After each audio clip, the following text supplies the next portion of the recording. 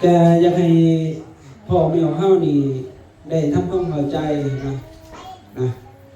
ในหลักธรรมคำสอนในการใช้ชีวิตการจะได้นำเอาธรรมะเกี่ยวกับความสุขมากล่าวสู่ฟังพ่อแม่เขาอยากได้ความสุขแม่นบ่สุขมื้อนี้แลนะความสุขแม่นบ่ได้เรื่องความสุขเนาะได้อยู่บ่ความสุขนะ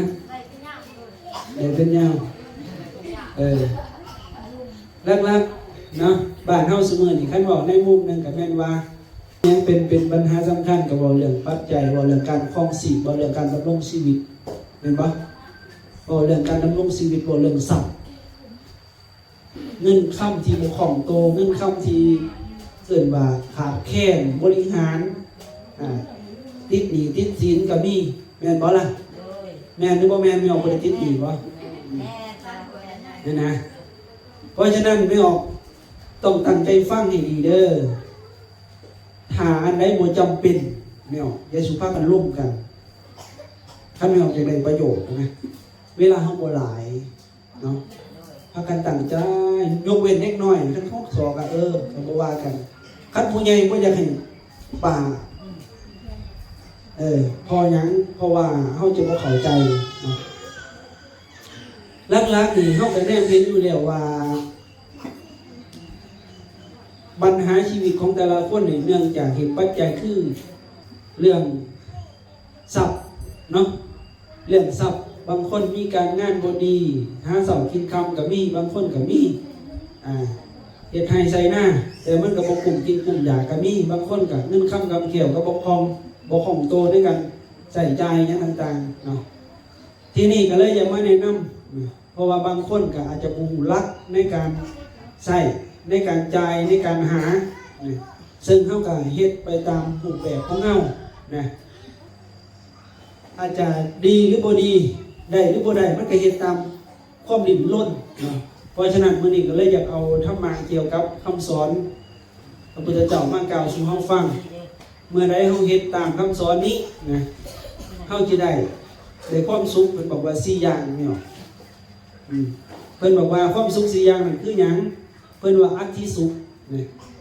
อัตถิสุขความสุขเกิดจากการมีทรัพย์2โภคสุขโภคสุขนี่คือเอิ้นว่าสุขเกิดจากการใส่ใจทรัพย์อนัญญาสุข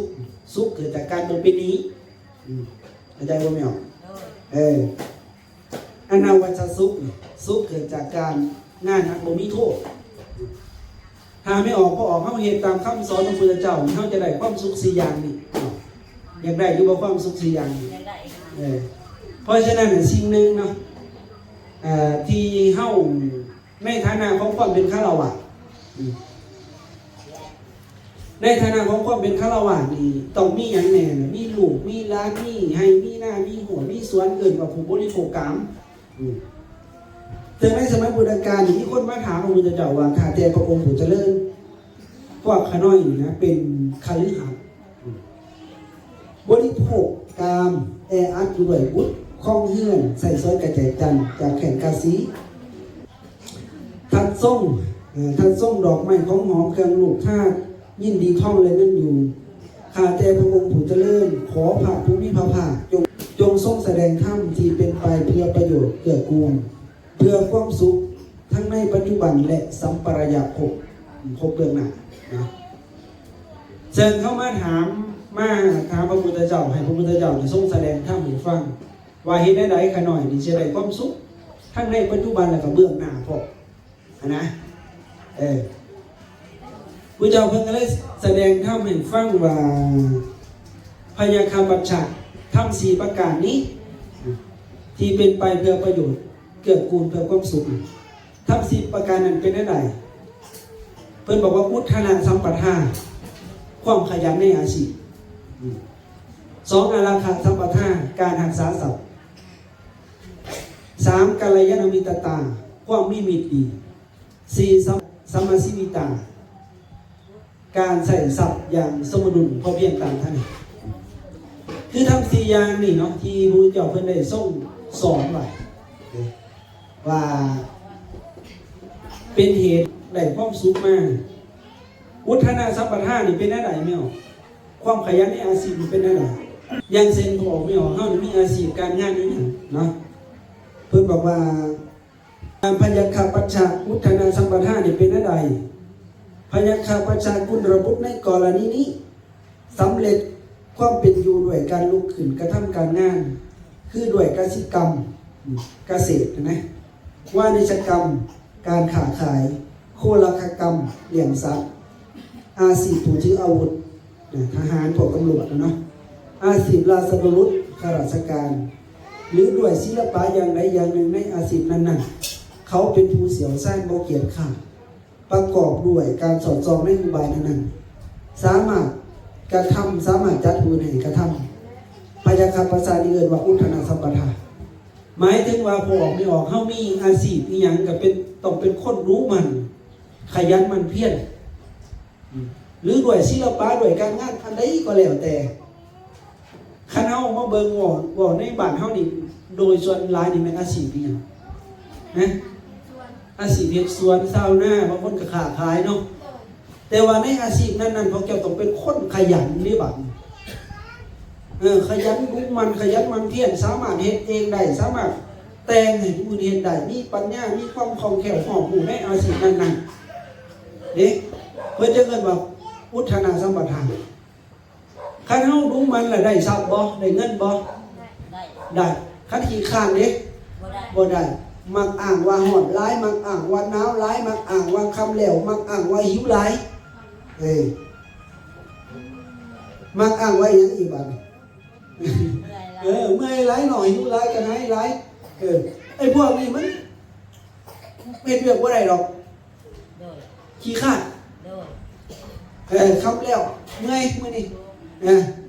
บ่ได้เฮ็ดเวียกสันสุดท้ายมีแต่ขออาหารแม่นบ่อันนี้เพิ่นบอกว่าบ่ให้อาหารเด้ต้องเป็นคนรู้มันเด้ขยันมันเพียรเด้คันพวกเจ้าอยากมีนำเขาแต่ว่าพวกเจ้ารู้ซ้ำใดก็ตามแต่ก็ต้องเบิ่งที่เนื้องานของพวกเจ้าเฮ็ดหน้ามันก็ได้ซ้ำหน้าหั่นแล้วรู้กันแม่นบ่เลยอาชีพชาวนาเฮ็ดให้ก็ได้ซ้ำให้หั่นแล้วเนาะเสียมันได้เกินกว่าให้มันก็บ่ได้เพราะฉะนั้นอาชีพอันไหนที่มันเฮ็ดให้เฮาร่ำรวยได้คือเป็นคนที่สามารถมีต้นทุนดีมีสติปัญญาสามารถไปลงทุนนั่นนี่ก็แล้วแต่อาชีพที่มันยิ่งขึ้นไปมันก็ร่ำรวยไปตามฐานะหรือว่าอาชีพนั้นๆผลกำไรนั้นๆอาชีพเฮ็ดหน้ามันก็ปีนึงได้เขาเท่าไหร่200 300แม่นบ่ว่าขายเขาปีนึงได้เท่าไหร่เฮ็ดมันปีนึงได้จักต้นมันก็ได้ซ้ำนั่นแหละนะเพราะฉะนั้นแต่คันเฮาบ่เฮ็ดจังดีก็บ่มีเงินแม่นบ่ล่ะเพราะฉะนั้นหลักๆก็เป็นเพิ่นว่าให้เฮาได้ขยันได้หนอกเด้อเป็นคนรู้มันขยันบ่เกียจข้านเนาะข้อที่1ขยันนี่จังได๋ก็ได้ทรัพย์เนาะจังได๋ก็ได้ทรัพย์คันใดไม่ออกได้ทรัพย์มาแล้วเฮ็ดได้เพิ่นว่าให้เฮารักษาเด้ได้เงินมาแล้วบ่ฮู้จักรักษาบางคนก็สิคิดว่าโอ้ยสิรักษาจังได๋เงินทรัพย์นี่มันบ่ใส่ทรัพย์สิไปรักษาจังได๋แต่ความจริงแล้วเนาะญาติโยมเฮาต้องรู้จักเด้ได้ทรัพย์มาแล้วต้องรู้จักเหตุเสื่อมแล้วก็เหตุเจริญรู้จักว่าเหตุเสื่อมคือหยังเป็นนักเล่นผู้หญิงนักเล่นสุรานักเล่นการพนันคือสิหลายอยู่เนาะนักเล่นการพนันบางคนผู้หญิงก็เล่นไพ่ก็มีบัดนี้นอกจากไพ่เป็นหยังเลขแม่นบ่เลขมักแท้ๆนะทำสิเสียเงินบัดนี้การพนันแหละมีสหายเพื่อนฝูงที่บ่ดีเพื่อนฝูงที่บ่ดีคือหยังพาไปนี่แหละเสพอบายมุขต่างๆนี่นะเอิ้นว่าเหตุเสื่อมพอออกไม่ออกอาจจะมีเงินโอ้ไปฝากธนาคารนั่นนี่อาจจะรักษาได้ช่วงระยะนึงแต่ว่าคันไม่ออกพอออกบ่ละ4อย่างนี่นะถึงพอออกไม่ออกสิรักษาฝากไว้ธนาคารก็ตามมันก็ถอนออกมาใส่คือเก่าแม่นบ่หรือบ่แม่นน่ะนี่เพราะฉะนั้นพอไม่ออกต้องรู้จักเหตุเสื่อมว่าทรัพย์เจ้าสิเสื่อมไปหั่นน่ะบ่แม่นโจรทั้งอื่นดอกบางเทื่อก็โจรเจ้าเองนั่นแหละไปลักเอาเองพอมันมีเหตุของทางออกของทรัพย์แม่นบ่ล่ะ มันก็เบิดไปนะเด้อเพราะฉะนั้นคันรักษาแบบดีคือหยังคือรักษาตัวเองนอกจากรักษาโจรภายนอกคือบ่เป็นนักเลงผู้หญิงเด้อจักว่านักเลงผู้หญิงเที่ยวผู้หญิงนักเลงนักเลงผู้หญิงนักเลงสุรานักเลงเหล้านะกินเหล้านะเขาได้ยินข่าวว่าเหล้าอยู่ไสวงอยู่ไสประชุมอยู่ไสซุ่มนุ่มอยู่ไสไปงานอยู่ไสไปไอ้พวกลักษณะแบบนี้เรียกว่านักเลงเหล้านักเลงการพนันนักเลงการพนันแปลว่าเก่งเรื่องการพนันนะเฮาเว้นนะบ่เป็นนักเลงผู้หญิงนักเลงสุรานักเลงการพนันมีมิตรสหายเพิ่นมุงที่ดีงามเด้อน้องเด้ออันนี้เป็นเหตุให้ทรัพย์พวกเจ้านี่ที่ยังบ่ทันมีมันก็จะมีพวกเจ้าหาได้มาเท่าใดมันก็ยังเหลือนะเด้อที่นี่บัดนี้ ได้ทรัพย์มาแล้วเพิ่นบ่ให้ใช้บ่ให้รักษาอย่างเดียวเพิ่นว่าให้ใช้อยู่แต่ว่าให้ใช้ในทางที่ถูกได้ทรัพย์มาแล้วเลี้ยงตัวเองให้เป็นสุขให้อิ่มหนำเลี้ยงบุตรภรรยาให้เป็นสุขให้อิ่มหนำเลี้ยงทาสกรรมกรให้เป็นสุขให้อิ่มหนำแบ่งปันโภคทรัพย์บำเพ็ญบุญนอกจากเลิกกินเลิกอยากก็มาทำบุญไม่ออกเลยไม่เห็นบุญทำทานนี่แบ่งปันโภคทรัพย์บำเพ็ญบุญนี่อันนี้นี่เป็นการใช้ทรัพย์ที่ถูกต้องได้ไหมออกถ้าทรัพย์เบิดไปแบบนี้นะเขาบอกว่าพาราซ่าเอาไปได้บ่โจรพุ่นได้บ่ไพ่ใหม่ได้บ่น้ำท่วมได้บ่ไฟก็ใหม่บ่ได้น้ำก็ท่วมบ่ได้พาราซ่าก็ยึดเอาไปบ่ได้โจรก็พุ่นบ่ได้ญาติอันบ่เป็นที่ฮักก็บ่ญาติเอาไปได้กินไปแล้วเลี้ยงญาติพี่น้องไปแล้วเลี้ยงบุตรภรรยาไปแล้วแม่นบ่ล่ะท่านไปแล้วมันเป็นทรัพย์เจ้าละบาดคันพวกเจ้าได้ให้ท่านแล้วเป็นบุญละเป็นบุญของพวกเจ้าละไผกันญาติเอาไปบ่ได้แล้วเพราะฉะนั้นในทรัพย์ภายนอกนี่นะมันเป็นของทั่วไปบ่ เป็นของทั่วไปแกพาราซ่าแกโจรแกหยาดมันบ่เป็นที่หักแกไฟแกน้ำท่วมมีบ่สับหายไปเพราะน้ำท่วมมีบ่มีสับเบิดไปเพราะไฟไหม้บ้านในเรือนมีบ่มีสับเบิดไปเพราะโจรมีบ่โจรปุ่นมีสับเบิดไปเพราะพาราซ่ายึดเอามีบ่มีสับเบิดไปเพราะหยาดบ่เป็นที่หักหลอกลวงเอานะมีไว้บ่ญาติแย่งเอานี่เพราะฉะนั้นเมื่อได้ผมไม่ออกได้ให้ท่านบ่ได้เอามาบริโภคบ่คำมันเบิดไปแบบนี้เพิ่นว่าเบิดไปโดยชอบธรรมบ่สามารถที่จะให้บ่ญาติแย่งเอาไปได้หรือว่าได้มาเฮ็ดบุญทำทานนี่เพิ่นว่าคันให้รักษาแบบนี้คันสิใส่แบบนี้เลยบ่แม่นว่ารักษาต้องบ่ใส่บ่จ่ายบ่แม่นแต่ว่าใส่มันถูกต้องพวกเจ้าใส่อยู่ในกรอบนี้อยู่บ่ล่ะพวกเจ้าได้ทรัพย์มากน่ะหรือว่าไปแบ่งให้เหล่าแน่ให้เบียร์แน่เนาะให้การพนันแน่ให้ผู้หญิงนำเนี่ยทางบ่ดีนะอันนี้ผิดเริ่มบอกไม่ออกได้ใส่ทรัพย์ที่บ่ถูกต้องนะแต่เมื่อแล้วใส่ทรัพย์ถูกต้องเปรียบเหมือนน้ำค่ำบ้านเฮานี่นะ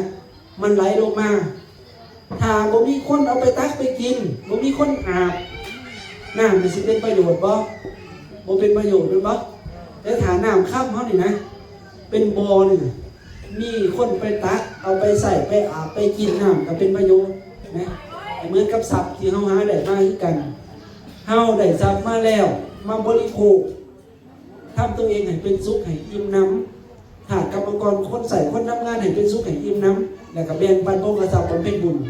ถ้าทรัพย์ที่เฮาหาได้มาด้วยกำลังแขนกำลังขาด้วยเรืออาบตั้งน้ำนี่นะด้วยปากกัดตีนถีบถ้ามันเบิดไปแบบนี้เพราะเหตุลักษณะแบบนี้พวกเจ้าให้ภูมิใจโลดว่ามันเบิดไปโดยชอบแล้วโดยถูกต้องแล้วโดยรักเหตุผลแล้วสมควรแล้วอย่าสุไปเสียดายอย่าสุไปเสียใจเพราะเข้าใจเนาะถ้ามันเบิดไปน้ำเละน้ำเบอร์พวกเจ้าเสียใจโลดมันเบิดไปโดยชอบทั้งเนาะคือข้อที่สองข้อที่สามคือความมีมิตรดีบอกไม่ออกมิตรนี่พวกเจ้าจะอยู่เข้าใจว่ามูนี่คือมูบอกกันได้เขากันได้ทุกอย่างโมแมนไหมมูนี่มันมีหลายลักษณะมูดีกับมีมูซัวกับมีเพราะฉะนั้นมันบอกว่าให้คบมูจักคบ คบคนที่ต่ำคนที่ต่ำกับพวกเจ้าบุคคลคบ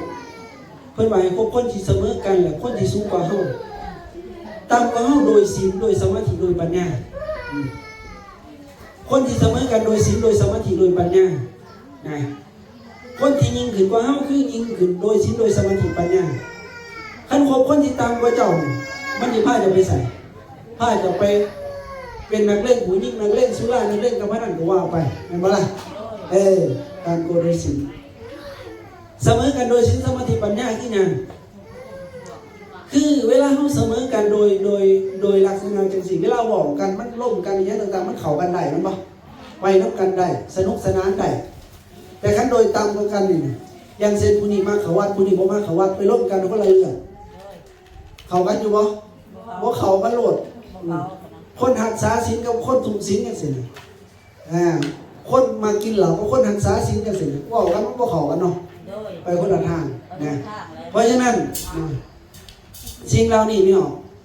เพื่อนจะบอกว่าถ้าเฮาเข้าไปสู่หมู่บ้านใดนิคมใดเมืองใดก็ตาม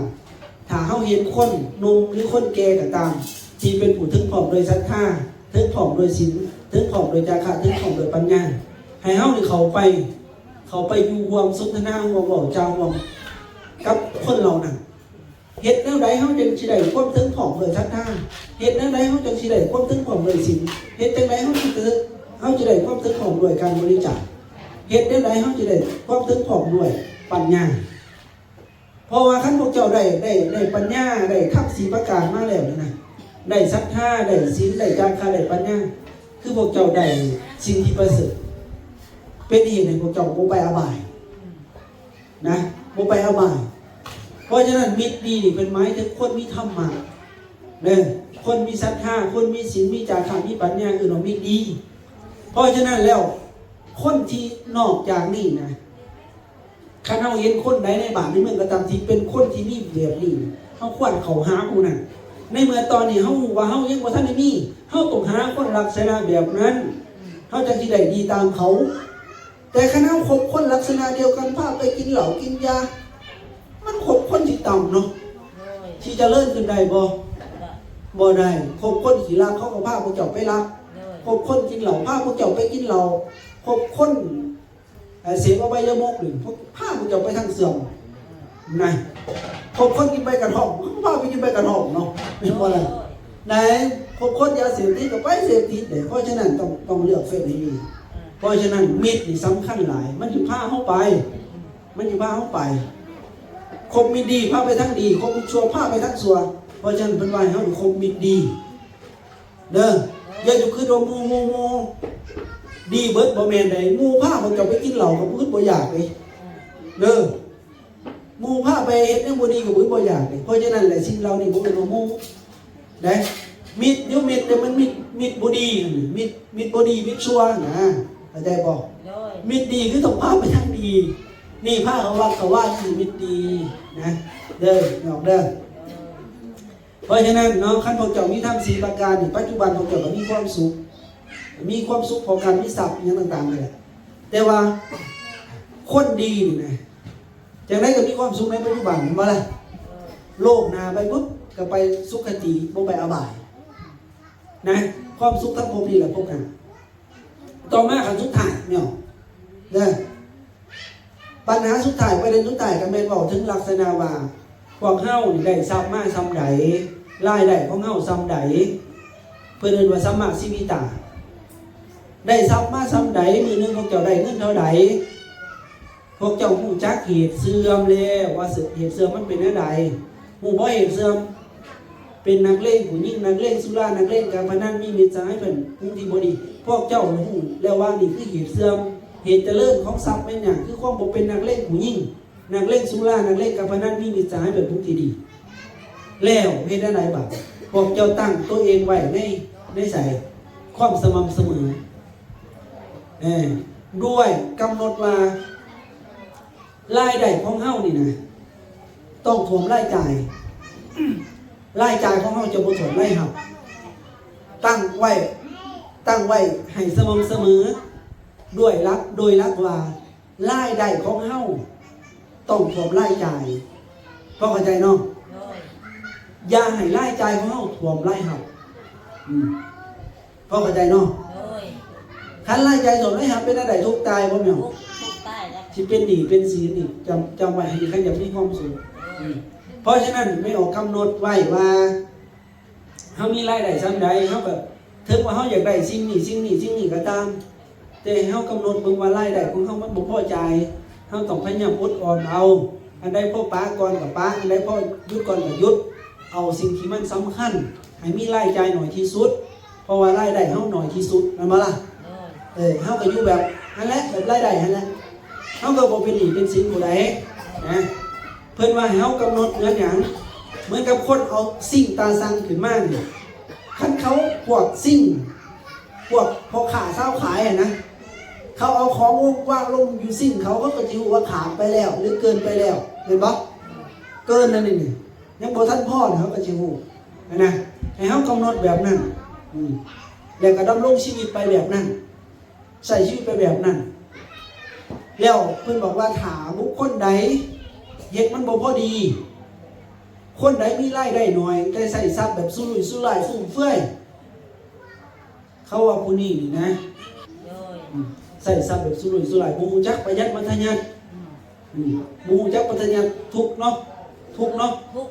มีรายได้น้อยแต่ใส่ทรัพย์แบบเศรษฐีแบบคนมีนะบ่ได้อยากได้หยังก็เอาแบบฟุ่มเฟือยนะทุกแต่บุคคลใดมีรายได้หลายบัดมีรายได้หลายแต่ใส่ทรัพย์แบบคนยากคนจนอดอยากเขาว่าคนนี่สิตายอึดตายอยากเหมือนคนอนาถาเห็นบ่มีรายได้หลายแต่ใส่ทรัพย์แบบฝืดเครื่องแห้งผู้นี้สิตายอดตายอยากเพราะมันบ่ซื้อกินมีเสืองามๆก็บ่ใส่เสื้อขาดมีเงินหลายๆก็ได้มีของกินดีๆก็บ่ซื้อเสียดายเงินพวกนี้แพงเงินหลายขี้ทีสิตายอึดตายอยากพวกเด้อย้อนหยังมันบ่กำหนดความพอดีมันบ่เพราะฉะนั้นให้มันออกเฮานี่กำหนดความพอดีเด้อความพอดีความสม่ำเสมอของตนเองแต่ผู้ใดมีรายได้น้อยมักใส่ร้ายพวกมันก็สิทุกข์ตายกันทุกข์ตายเป็นหนี้เป็นสินเขาบ่ฮู้จักว่าความพอดีมันอยู่วางใดมีแต่อยากได้เอากิเลสตัณหาตัวเองมาเป็นบรรทัดฐานบ่ได้บ่จะอยู่ทุกข์ตายเงินเห็นเฟ้ออยู่ซุมื้อบ่จะอยู่ทุกข์ตายโลดเด้อเพราะฉะนั้นแหละท่านพระเจ้าเข้าใจเรื่องรายรับรายจ่ายพระเจ้าการใช้ชีวิตให้มันพอดีเฮาหาทรัพย์เฮาเป็นคนขยันหมั่นเพียรพ่อแม่เป็นคนขยันหมั่นเพียรและเป็นคนรักษาทรัพย์ใส่ทรัพย์ให้ถูกต้องสามารถก็คือเอิ้นว่ามีมิตรดีสหายดีนะสีมากก็คือการใส่ชีวิตให้มันพอดีเอิ้นว่ามันสมดุลเพิ่นเอิ้นว่าสัมมาชีวิตาการใส่ชีวิตอย่างสมดุลพอเพียงตามฐานะแล้วคันเมื่อใดเฮานี่นะตั้งอยู่ในถ้ำ4ประการนี้เนาะพ่อไม่ออกก็จะได้ความสุข4อย่างความสุขอีหยังความสุขเกิดจากการมีทรัพย์ความสุขเกิดจากการจ่ายทรัพย์ความสุขเกิดจากการบ่เป็นหนี้ความสุขเกิดจากการงานอันบ่มีทุกข์คหบดีทั้ง4ประการนี้คฤหัสถ์ผู้บริโภคกามเพิ่งได้ตามการตามสมัยสุข4ประการนั้นเป็นอะไรคืออัตถิสุขเกิดจากการมีทรัพย์โภคสุขเกิดจากการใส่ใจทรัพย์อนัญญสุขเกิดจากความบ่เป็นหนี้อนาวสสุขเกิดจากการประพฤติการงานอันบ่มีโทษอาทิสุขนี่เป็นอะไรคือคุณระพุทธในกรณีนี้มีโภคทรัพย์ที่หาได้มาด้วยความขยันหมั่นเพียรเก็บรวบรวมด้วยน้ำพักน้ำแห้งอาเพื่อต่างหน้าประกอบด้วยธรรมได้มาโดยธรรมเขาได้รับความสุขสูงมานัดว่าเฮามีโภคทรัพย์ที่หาได้มาด้วยความขยันหมั่นเพียรเก็บรวบรวมด้วยน้ำพักน้ำแห้งอาเพื่อต่างหน้าประกอบด้วยธรรมได้มาโดยธรรมนี่เอิ้นว่าอัตถิสุขแปลว่าทรัพย์ที่เขาได้มาเขาบ่ได้ไปเบียดเบียนผู้ใดเลยบ่ได้เฮ็ดผิดกฎหมายบ้านเมืองเลยมันจังสิมีสุขได้เลยบ่แม่นได้ทรัพย์มาแล้วคนอื่นมาเบียดเบียนบ่แม่นเลยเนาะอันนี้ไม่ออกต้องเข้าใจ เด้ออย่าสิผิดกฎหมายบ้านเมืองนำใดแล้วก็ผมไปกดไปโกงผู้ใดแล้วมันจะเกิดมาเป็นเอื้นบาด้วยโดยธรรมนะมาในโภคสุขคือยังคือแน่ใดโภคสุขเป็นแน่ใดคือกุลบุตรในโลกนี้ใส่สอยโภคทรัพย์และทำบุญด้วยโภคทรัพย์ที่หาได้มาด้วยความขยันหมั่นเพียรเก็บรวบรวมด้วยน้ำพักน้ำแห้งอาบเพื่อต่างหน้าประกอบด้วยทำได้มาโดยท